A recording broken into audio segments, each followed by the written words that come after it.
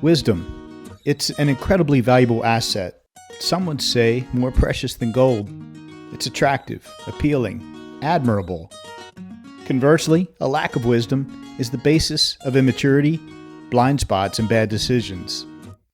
Wisdom. It can be gained over time, but it can't be rushed. But wisdom can be shared. That's precisely what we are here to do right now. Today, we are here to hack wisdom, to distill it, to understand it, and to process it. Why? To get better at life. Welcome to the main thing.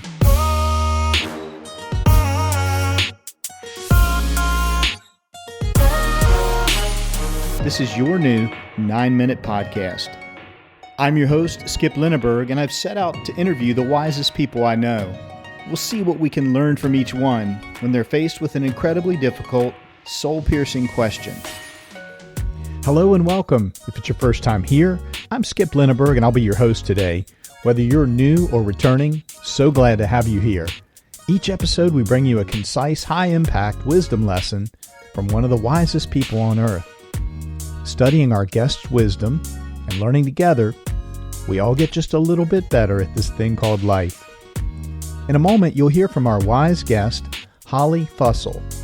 She's an entrepreneur and co-owner of Waterstone Outdoors. Holly is one of the most diverse and curious people I've ever met. She's a certified yoga instructor, an experienced triathlete, and a formerly trained sommelier who studied at the Culinary Institute of America. She's also someone who holds a pair of master's degrees, one in foreign language education, the other an MBA. For many years, Holly was a military spouse, married to a Navy SEAL. We'll have fun today as we explore Holly's rich, diverse wisdom.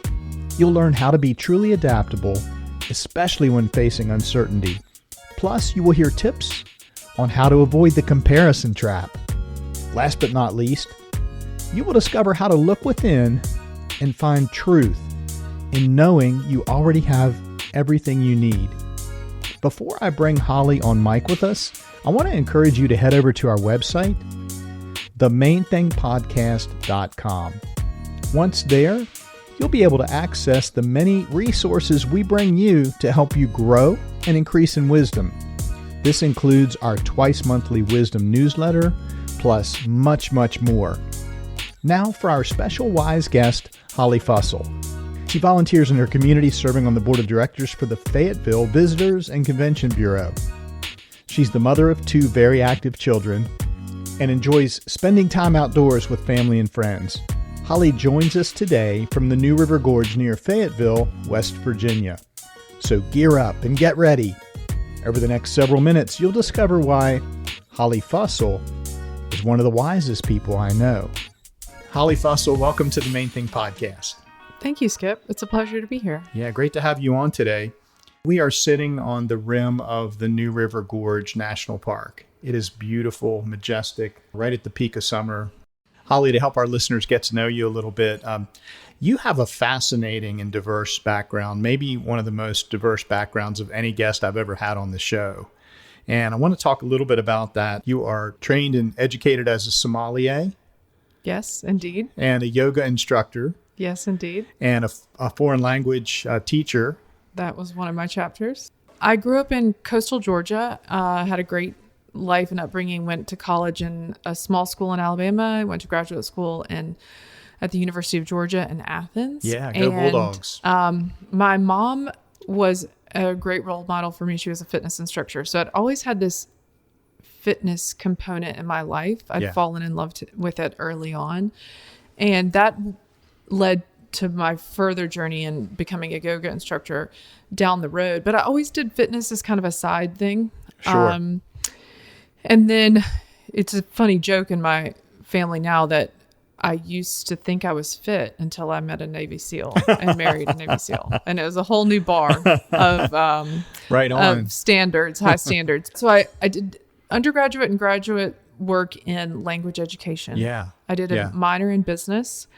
And then went from there to teach high school Spanish. Chris and I got married shortly after that. So it's kind of a whirlwind of change at that point in my life. Graduated from school, first job, got married, introduced to the world of being a Navy spouse and living in a new place all at once. I went on to teach at the community college and college level in Norfolk at Old Dominion University and the community college there. So I did that for the next few years. And then Chris was on a really steady pace of intense training and deployments. And Holly, I'll jump in there just for a moment. Yep. We're talking about Chris Fussell, your husband, Navy SEAL, retired. Episode 42, if you want to listen to Chris's wisdom, he appeared on the Main Thing podcast, episode 42. So in living that lifestyle, you have to be creative in how you approach life. It's not standard. Yeah. And you have to embrace that if you're going to survive and not be resentful. The word adaptable is popping into my head. Oh, 100%. Yeah. You have to, and it's a constant adaptation because once you get used to one rhythm, it's going to be different. Changes again. It changes again. Yeah. We just left Waterstone Outdoors, your business, right in the heart of Fayetteville, climbing and outfitter shop. You and Chris are co-owners, fairly new co-owners of Waterstone Outdoors. Tell us a bit about it. Sure. Waterstone Outdoors has been in existence in that location since 1994. We just celebrated a big 30-year anniversary. I've noticed since you guys became the owners, there's a lot more there to keep me in the store. Coffee bar, you've got great beer in a cooler and on tap, some food that you offer there. So you guys have taken it to a whole other level. I think also the patio is new and expanded, right? Well, and that was part of our design. Waterstone's always been a community hub, but just building on that aspect of its identity. Most of our products are niche products that will last you a long time, but to get you back in the door and enjoy yourself and associate positive connections and memories with that space. Yeah. So the coffee did that. There was a desire to add the beer component. That's kind of a common combination in some places like Asheville, North Carolina, and the mountains of North Carolina to merge those concepts. So we wanted to do that. A lot of local craft beer. Absolutely. That's all we serve on tap and a bulk of what we have in our cooler. Yeah. Same with our coffee. Yeah. I really admire that. Thank you. Really admire that.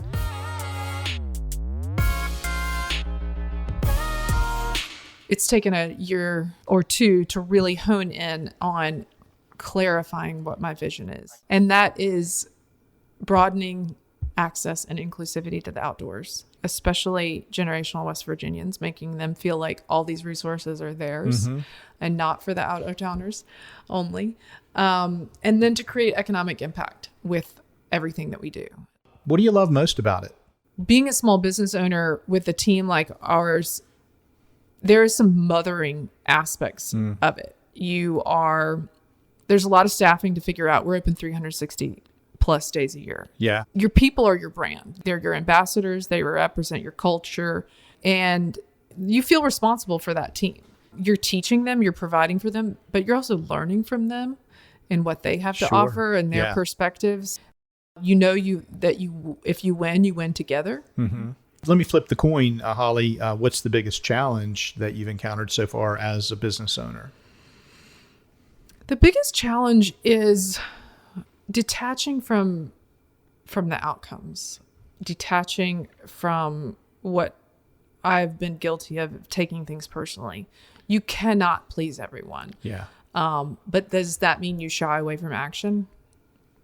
No. I mean, not if you have goals to meet. That's right.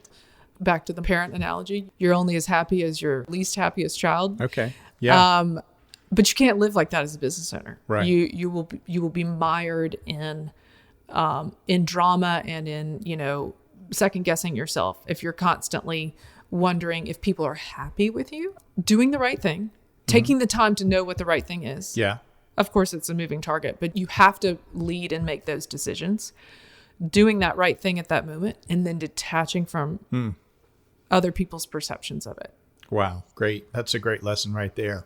I'm working on it, Skip.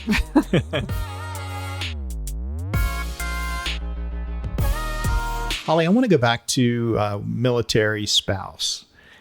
We touched on that a little bit, but we watch TV series about that. We see movies. We see that portrayed. What's the reality of that like? Well, I think the reality is unique for each person that's experiencing that. There's no blanket description of how it would impact different individuals. But I will say from my experience, it is both the thing that has shaped me the most and the thing I look back on and wonder how I survived it. I literally wonder how I survived it. Yeah. You narrow your emotional spectrum to be able to survive the challenges, which is, it's not sustainable for a really long time. If you're opening yourself up to every possible stressor that could present itself while that loved one is in harm's way, you can't function. So you do have to narrow in. You get very good at being creative with how you plan your life, who you figure out who you can rely on, how they can support you. Mm-hmm. You learn the depths of your own strength and independence that you didn't know was before it was tested and shaped. Sure. And then you have to find these little things to look forward to. You have to plan ahead. You have to have things that regularly bring you joy. Yeah. So for me, that big period, when before we had children was the adventure to go study wine, but it was also visits to family. I was really intense into training for triathlons then. Okay. And partly because I was inspired by Chris and how incredibly fit he was. But it was also a way to fill a lot of time. Sure. Yeah.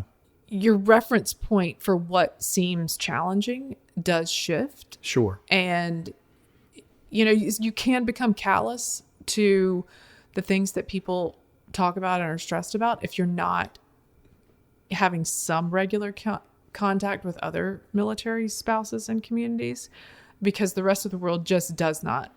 They don't get it in the same way. It's very hard to relate. We often joked that when he would come home from deployments, it was always this thing of this anticipation, and I have all these things that are stressing me out, but when Chris is home, they're all going to be fine. It never happened that way. It never ever happened that way. You'd come back to each other and you'd realize, wow, I have an empty cup and you have an empty cup, and we're both showing up to each other and hoping we're going to get filled. That doesn't work real well. It doesn't work. And so you also had to learn about those transition periods and reentry and how you have to give people a lot of space and a lot of time. Incredibly valuable lessons. 192 extra minutes of wisdom. That's what you get when you become a patron of the Main Thing podcast. Many of you continue to say, we want to hear more from these wise guests. That's precisely what patrons of our podcast get. Exclusive access to bonus episodes called The Whole Thing. These 30-minute special shows bring you a deeper dive into our guests' wisdom. Less editing, more laughter. Less time limits, more stories. Unlock those 192 extra minutes of wisdom for yourself for as little as $9 per month through the Patreon platform. And when you become a patron, you also get access to wisdom essays, behind-the-scenes glimpses, and access to special patron-only wisdom gatherings. Head over to patreon.com/themainthingpodcast. Go unlock your 192 extra minutes of wisdom. Holly Fussell, what's the main thing that you've learned in your lifetime so far? Skip, the main thing I've learned in my lifetime so far is pursuing excellence in diverse settings leads to fulfillment. What I've come to realize is I've been pursuing excellence in some way. And I say pursuing because it's not achieving excellence. Right. Always. It's often messy, but I'm trying hard at whatever I'm doing. Yeah. So during COVID, that was baking sourdough bread. Oh, wow. I don't do that anymore. But during that time, I was trying that and committed to it every week. Like I said, when I was when I was younger, I was doing triathlons. I wasn't winning anything, but I was pursuing a goal and trying hard at that. What comes through to me is just an innate curiosity, an intense curiosity. It is. It's a curiosity and knowing, testing with that. I think I also had in my past a view of myself that was more fixed. And I've learned to embrace a more growth mindset as I've aged. And it's opened up so much for me, and thinking, of course I don't know it yet. Of course I don't know how to do this thing. Rock climbing is an example that I love to come back to. Chris tried to teach me early, and it's always hard to learn from your spouse. It is. And especially when they're already really good at it. For sure. And he was great and he was patient, but it wasn't clicking. And I almost had resigned myself to, this isn't for me. I don't know how to do it. I can't climb. And it wasn't until our kids were young, we were going out. Actually, we only had Lanier at that point, and she was probably 2 and in a little harness. And we were out with family, and she was bouncing off the wall in a little harness strung up on her rope, just having the time of her life. And it dawned on me, Holly, you got to get it together. Like, if your family's going to be doing this, you have to know how to do it. If your kids are going to do it, you have to know how to tie the knots at a minimum. And so I started going out with a dear friend, and she taught me how you break things down. It's skills you learn and you build upon them. And it opened up that possibility of, I can learn things. I don't have to be the best, but I have to try. Yeah. And it was a big breakthrough for me. The SEAL team community is chock full of high performers. Sure. And when you're around high performers, it's a blessing and a curse, right? It's a blessing in that it pushes you. Right. Like all these things I've talked about that I've learned in terms of my personal development have been because I've been around Chris and that type of community of hard chargers. Right. Getting after it. Yeah. Every single day. But the flip side of that is that you can feel like a loser when you're not up at, 6 a.m. already finished your workout. It's helpful in a very, type A world to realize those multiple intelligences, that emotional intelligence, the different things that can come into play in the unknown infinite number of possibilities of what might come your way tomorrow. Realizing that different strengths really do shine. Those other things shine in different times and different places, and they're very valuable. And my journey has helped me see that. I've not always been as gracious in my own self-analysis as I am trying to be now. Pursuing excellence. Even in the places where no one's going to see it in terms of bright shining glory or billboards, but doing that thing well because that person or that setting or that problem deserves it.